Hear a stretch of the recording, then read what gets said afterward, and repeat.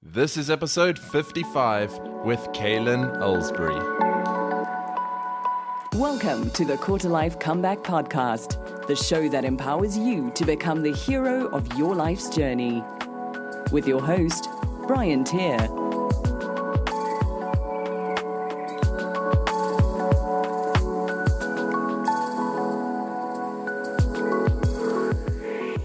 Hey guys and girls, welcome back to another episode of the Quarter Life Comeback Podcast, episode 55 today, and I'm really excited to be speaking to Klyn Elsbury.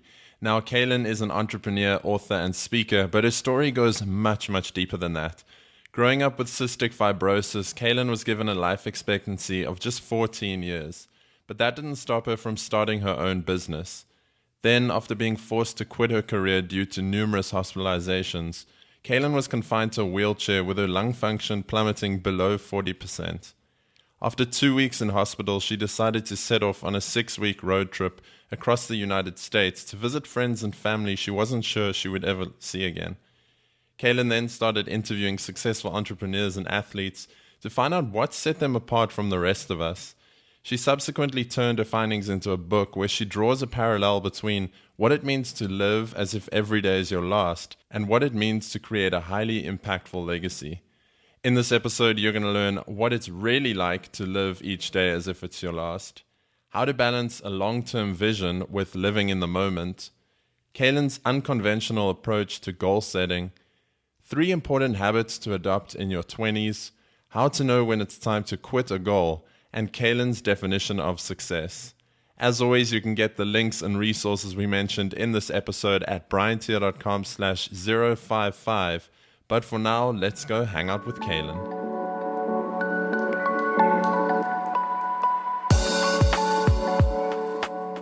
Welcome back, everyone, and a big welcome to today's guest. I'm speaking to Klyn Elsbury. Klyn, welcome to the Quarter Life Comeback.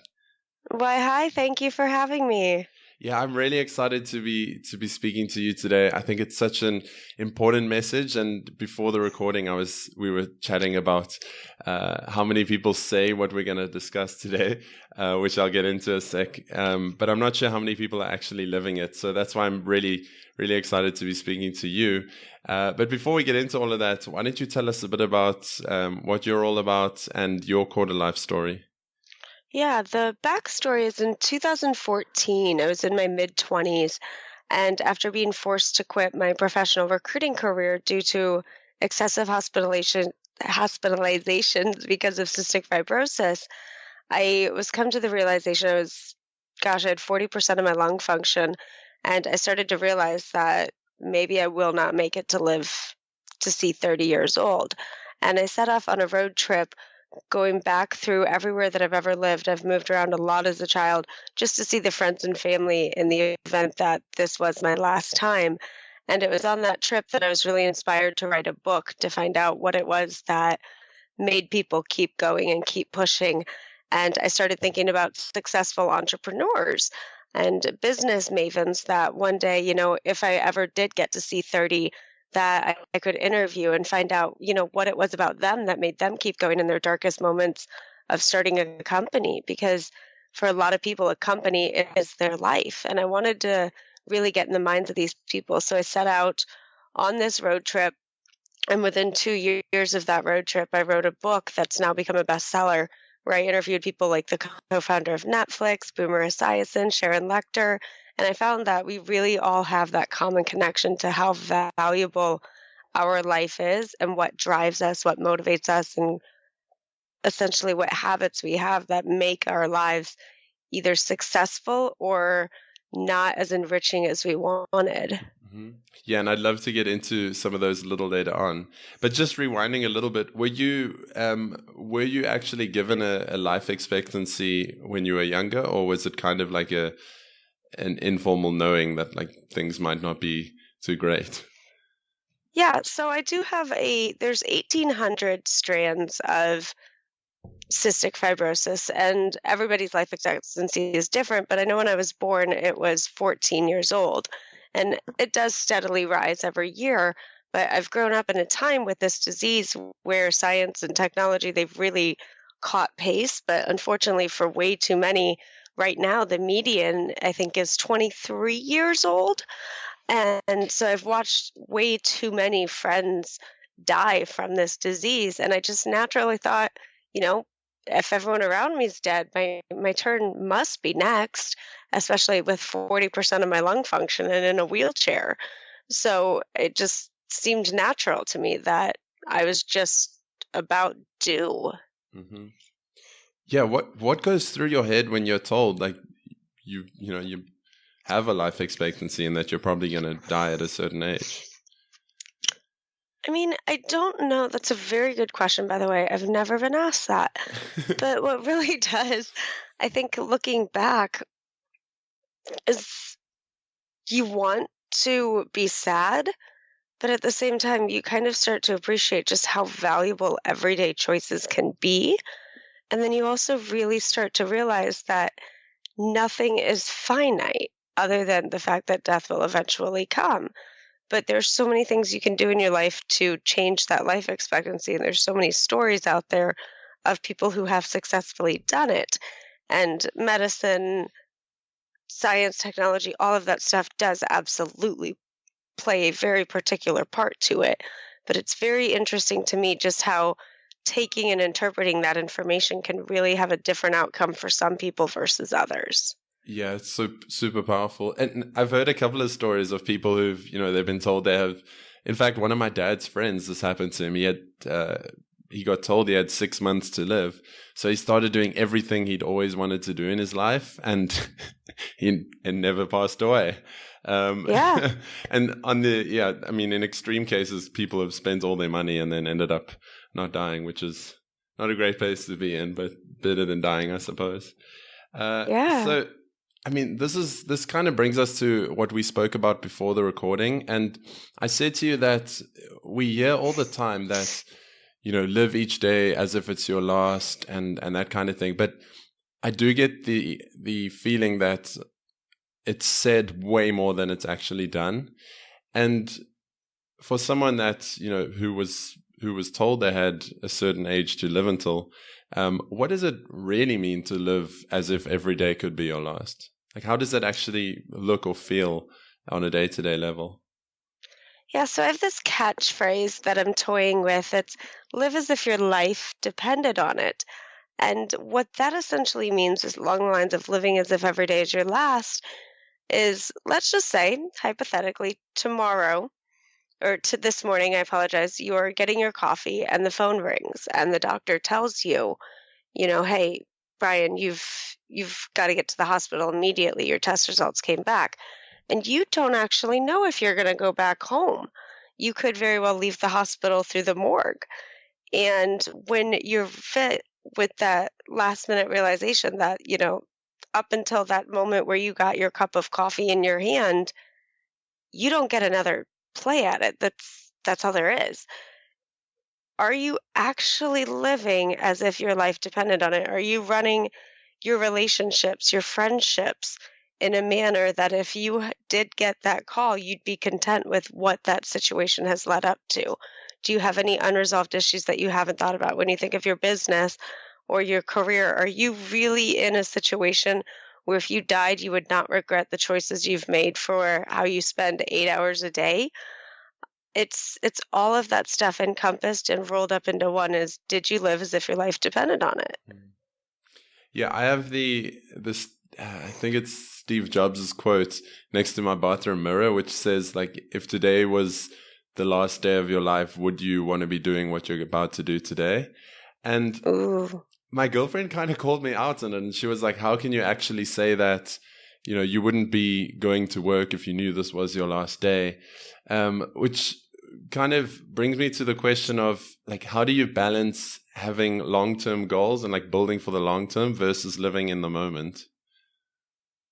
So it's funny, I have long-term dreams. I'm working on long-term goals. I take a completely different approach, which I'm sure the self-help world will condemn me for. But I believe that people dramatically underestimate what they can do in the short term and overestimate what they can do in the long term. So I have dreams, I have goals, I have a vision board that will frankly amaze anybody. However, that being said, I also am a realist, And I want to do as many things as possible in the next 24 hours because I have more control in the next 24 hours than I do in the next 10 years. So I essentially create huge to-do lists that map out my days, my weeks, my months, all thinking, does it eventually serve the purpose to get me to my 10-year goal? But I do not put nearly as much weight on the 10-year plans as I do what I can do immediately today in the present. And then it's also booking time, literally getting your calendar out and booking time so that way you appreciate what is going on in life. Little reminders that say, hey, have you taken a break today recently? Have you walked outside? I'm very fortunate in that I live right next to the ocean. So have I appreciated what nature's been able to provide for me today? And so you really do have to remind yourself until it becomes a habit. And gosh, I've been living this way for 5 years. I am 29 and it's still not a habit yet. So yeah, it really does come down to just taking that second. And even if you have to book it out, knowing that it's a very treasured second. Mm-hmm. Yeah, I love that. It's the way that I kind of explained what I understood about that quote to my girlfriend is that it's not about like living, like, you know, if you live today as your last day, it's not about doing awesome things for 24 hours to me. To me, it's about like, can you go to bed at night saying that you're happy how you lived out that day? And like, if you had to, not you strictly, but you in general, speaking to people in general, like if you had to pass away at the end of the day, but you knew that you were working towards something that meant a lot to you, I think you'd be pretty happy with that, even if you didn't go skydiving and like whitewater rafting or whatever it is on your final day. So that's how I interpret that. Yeah. Mm-hmm. So you were told that you would live to about 14, but then you carried on going through school and you started up your own business, and then you were forced to quit that career, that business. What did that feel like at the time? Yeah, so it's actually I mean every year you're told when your lung function plummets so much, you're not necessarily told you're going to die, but that you may want to start thinking about getting on the transplant list. And then there's all these statistics about transplants. So it becomes more of a finite life. It's not necessarily a date etched in stone, of course. And then around 18, I started recruiting. That was just something I fell into. I loved it so much. So I did go to college. I did drop out of college due to, it's actually in my book, but the stresses of spending 6 months a year in the hospital and attending college just got to be too much for me. So I moved to Orlando, Florida, and I was from Iowa at the time. And I started doing actual agency recruitment work, and I loved it. And then when 2014 hit, that was when I just couldn't keep up with the career anymore. The hospitalizations were getting too excessive. I would take my IV drip bag to the office, and it was so much pressure on me all of the time. And so I said, you know what, I'm going to retire. And I was done with everything. I sold my house, I sold my car, I sold really everything and decided to live off savings. That was around the time of this road trip that I went on. And it was only about a year ago that I restarted everything, including my business. And I took what I knew from my about decade worth of recruiting experience and then tried to create my own ideas of how to run it as a business, essentially. But to get to exactly what you're honing in on, really, you just kind of do it. I couldn't imagine designing my life any differently than I have now. And all of the obstacles that have been thrown my way, I've found my own power in some of the greatest moments of trials. And out of all of the major setbacks I've had in life, I've really just, to use your terminology, really been able to make it a comeback. Mm-hmm. Yeah, I love that. And I love tying together sort of common themes from all my guests. And one of the big ones is using our sort of setbacks and turning them into positives. And I know Jason Goldberg, who's a bit of a mentor of mine, he said when I interviewed him, he said like our biggest struggles can become our greatest gifts. So I love that you echoed that again. So you went on your road trip and started writing your book. And you set out to understand like what drives entrepreneurs and athletes to success. That's kind of a good summary, right? Yeah, that's exactly it. And it's interesting, your quote in your bathroom mirror, I think also what your quote could interpret is as, have you been going all in? And so if your way that you put your head down on your pillow that last 24 hours makes you feel happy, did you go all in? And that was really an emphasis that came out in some of my interviews on the book. Mm-hmm. Yeah. So what were some of the things that you found that these successful people said has been a factor of their success? Yeah, one of them that I really appreciated is the habits, and that was by a guy named Martin Grunberg. He also wrote a book called The Habit Factor, and essentially just realizing that what we decide to do every single day really creates our life.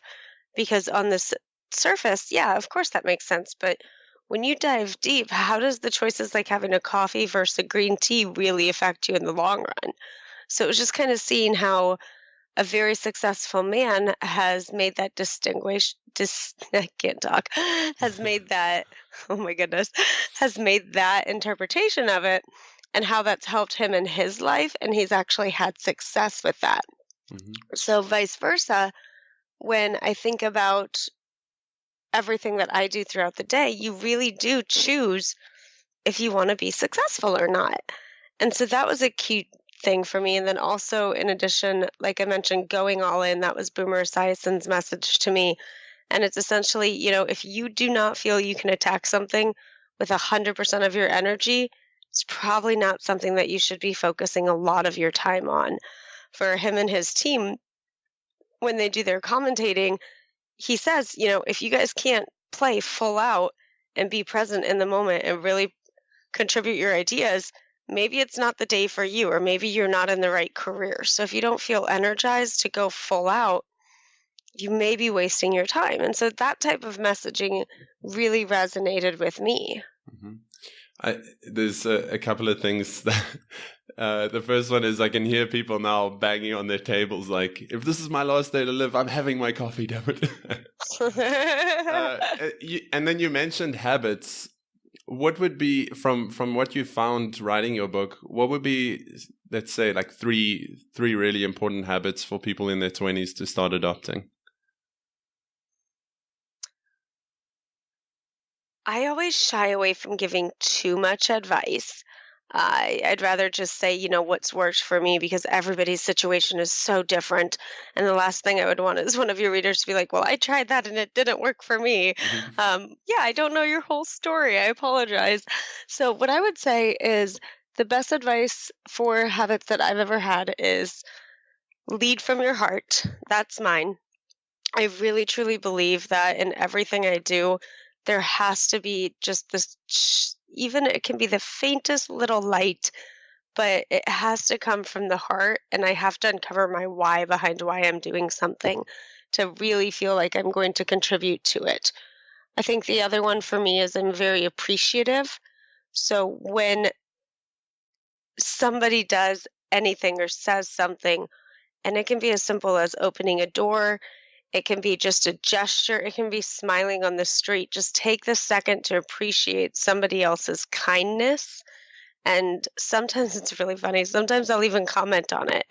So my boyfriend, sometimes it drives him nuts, but we'll be walking down the street. And if a stranger smiles, I'll be like, hey, great smile. Thank you for making my day. Because it's the little things. And you know what they do? They immediately smile even wider. Mm-hmm. And you're just sending that love to the world. So I'm a big fan of that. And then the other thing, so we've got lead with your heart, be very appreciative, and then the really message of go all in has hit me so hard. So I have such a packed to-do list centered around my goals and what I want in life, and I make sure that every day before I take a break or before I go to bed at night, that everything on that to-do list, if I still feel passionate about it and if I still feel like I'm leading with my heart, that I just do it all. I don't come up with excuses to why I couldn't. Yeah, I love those. Do you use any like cool tools to track your to-do list, or is it just pen and paper? Oh, well, it's definitely pen and paper. I'm a big fan of whiteboards. I have I'm on an Amazon reshipping list for colorful dry erase markers. And then in addition to that, I'm a big fan of my Outlook calendar. I don't know what would happen if I had a day without it. Yeah, I'm a big lover of my Google Calendar, so same thing over here. Something that I wanted to touch on is, you mentioned going all in, and it reminds me of a question that I often ask guests when it's appropriate, and that is, how do we know when to keep going towards a goal that we have, or when it's time to quit? That is a brilliant question. And the time you want to quit is if you can't justify your own actions to yourself. So recently, I have a friend who's debating whether or not they want to quit their business. It's, and I've got a pretty good network of business entrepreneurial friends who've all hit over $1 million in revenue. I mean, it's a very exciting time. And to know that there was an idea that was once in your head and now you're attacking it. Mm-hmm. And I would say if your values, what you value, and I don't mean necessarily values in the biblical sense, I mean values in like how you perceive the world values. If your values have changed to the point where you can no longer be excited about your day, it's time to consider redirecting. If there's no other path that you feel you can confidently follow, then it's time to consider quitting. So by that, what I really am trying to get at is if you really value things, let's just say your relationships with your friends and family, I mean, that's what makes you whole. That's what makes you feel energized. And you're giving so much to a different project that your relationships are completely just hanging by a thread. Maybe your family is not wanting to talk to you anymore. Maybe there's problems at home where you may be sleeping on the couch different nights. If you can't redirect what you have going on in your professional life to make your relationships more enriched, there's no creative thinking you can do. If you truly value your relationships in this situation, you may want to consider quitting. Does that make sense? Did I word that okay? Yeah, I think that's perfect. And it's kind of like if you feel like you can no longer go all in. Yeah. Yeah, I love that. Mm-hmm. I've always wanted to ask a guest this, and 53 or 54 episodes, I still haven't. So I'm going to throw it in. Yeah, what is your definition of success? I love it. And I somehow, when you started saying that, had a feeling in my gut that that's where this is headed. But really, I'll tell you, it's definitely not money. I'm more of the relationships, the loving side. I do believe that everything I'm doing, money comes naturally. I believe in contribution. So things such as this podcast, where if somebody today gets my story and they feel like they can take part of it and really create a better life for themselves, I've contributed today and I've been successful. But the opening to my book is a quote. And I think when I really think about what success is, there's a reason in hindsight I picked this quote to open the entire book, but it's, "A bird sitting on a branch is never afraid of the branch breaking because its trust is not on the branch, but in its own wings." And for me, that's success, is knowing that during the ups, during the downs, during the love, during the hate, during the business, during the retirement, during the quitting, during the firing, that may have happened in your career, during going to college, getting kicked out or having to drop out because you don't think you'll live long enough to pay off the student loan debt. Whatever is happening in your life, trust in your own wings and create the type of life where if you can't trust your own wings now, you're working towards being able to trust them. Man, that is so, so beautiful. Thank you so much. No, I appreciate that question. That was a good one. So simple and so powerful. Kaylin, I do have a few questions at the end, but before we get to that, is there anything we haven't touched on that you think might be valuable for people listening? Anything from the book that we haven't covered? Feel free to share that. Yeah, so there's a little bit more of a backstory that I think the listeners could really benefit from. So what I didn't share is I essentially took a blog post that I wrote on an RV rooftop in Utah when I was told I may not get a drug that was thought to halt the progression of the disease. The price tag on it was about $260,000 a year. And I wrote a very powerful blog, and I put it out there on social media, got quite a few likes and shares. And then I decided I wanted to take it to the news. And at this time, nobody would listen to me.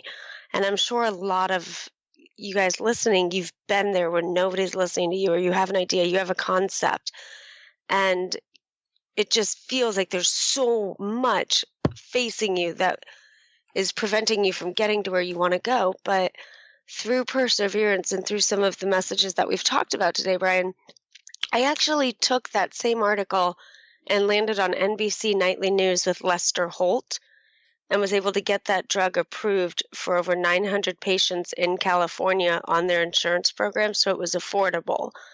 And so when I talk about all of these thoughts about going all in and creating habits and being a contributing member to society, it doesn't necessarily have to be money. It just has to be about giving back in a way that your own perseverance is tested, but you very much feel like you can still thrive.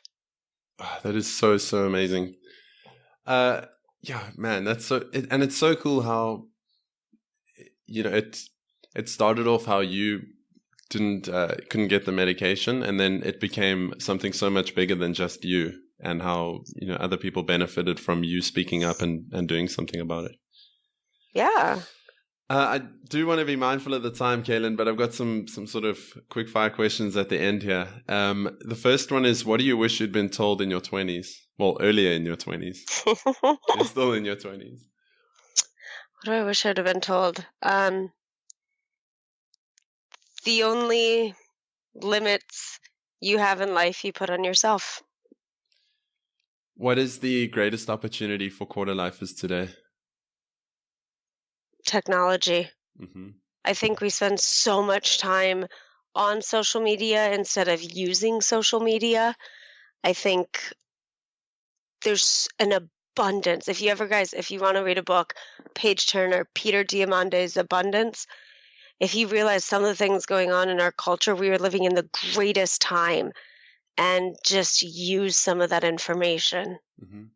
Yeah, I mean, this conversation, and indeed, like, probably none of my conversations would have been possible without social media. So, and that's another recurring one from a lot of guests, is like technology and the internet and how we're able to connect with people on other sides of the globe. So, I have one more question, Kaylin. Before I get to that, where can people go to find out more about you and Landmark Makers and I Am and all the rest of that? Yeah, so I am seriespro.com. So I am series as in a book series and pro as in professional.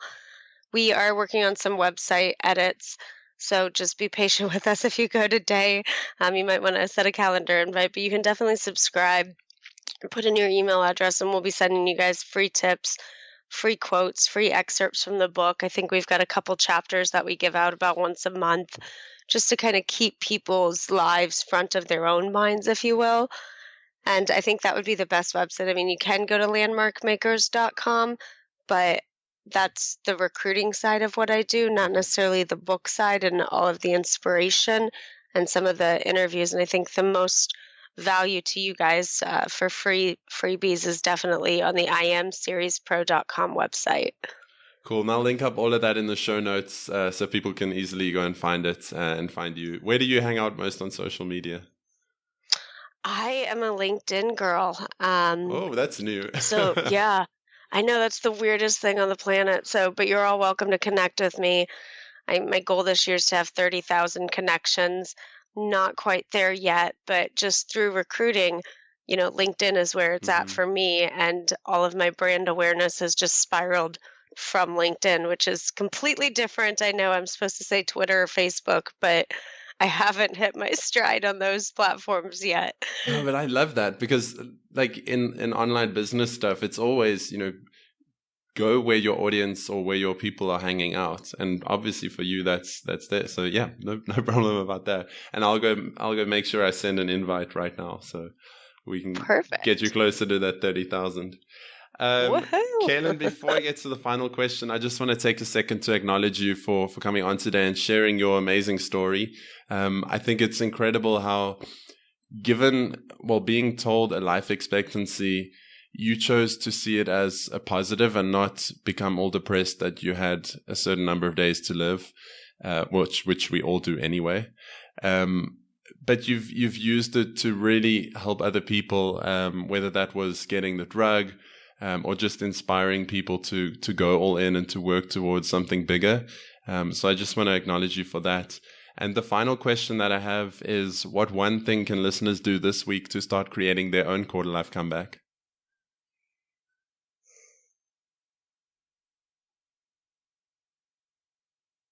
Have no action until you know with clarity what you want to accomplish. I love it. Klyn Elsbury, thank you so much for coming on the Quarter Life Comeback. No, it's been a delight. Thank you, Brian. So there you have it, guys and girls. That wraps up episode 55 of the Quarter Life Comeback podcast. And a huge thank you to Klyn for coming on and sharing a really touching and inspiring story today. I really, really enjoyed this one. And if you did too, please share it around on social media, share it around with your friends, and shoot me a tweet at Brian Tier to let me know your biggest takeaway. For me, the biggest takeaway was that we can choose success if we really want it. As always, you can get the links and resources we mentioned in this episode at briantier.com/055. If you want to get new episodes like this as soon as they come out, make sure you head on over to quarterlifecomeback.com and subscribe on the page.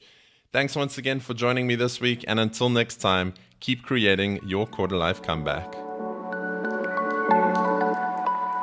Thanks for listening to the Quarter Life Comeback. Get started today by visiting briantier.com.